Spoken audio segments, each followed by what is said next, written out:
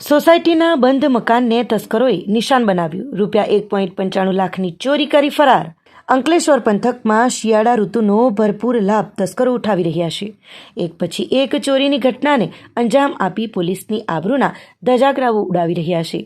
અંકલેશ્વરમાં છેલ્લા 4 દિવસો દરમિયાન 6થી વધુ ચોરીની ઘટનાઓ સામે આવી છે. રાત્રિ પેટ્રોલિંગ માત્ર કાગળ ઉપર જ હોય તેમ હાલ તો લાગી રહ્યું છે. સતત ત્રીજા દિવસે અંકલેશ્વર શહેરમાં ચોરીની ઘટનાને અંજામ આપી તસ્કરોએ પોલીસને જાણે ખુલ્લો પડકાર ફેંક્યો હોય તેમ હાલ તો લાગી રહ્યું છે.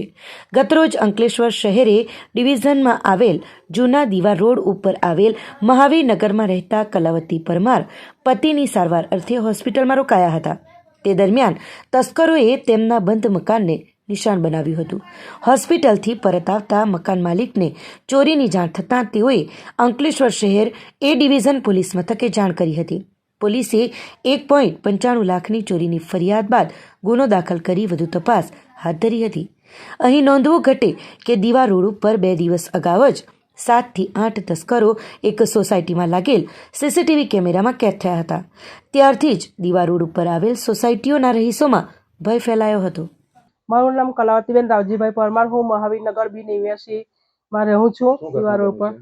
અમે મારા હસબન્ડને દવા કંપનીમાંથી ફોન આવ્યો કે એમને એક ખેંચ આવી છે તો ઇમરજન્સીમાં દવાખાને દાખલ કર્યા છે તો ફેમિલીને આવવું પડશે. તો અમે 27 તારીખે 3:30 વાગે દવાખાને ગયા અને રાત્રે મારા ઘરમાં આ બનાવ બની ગયો.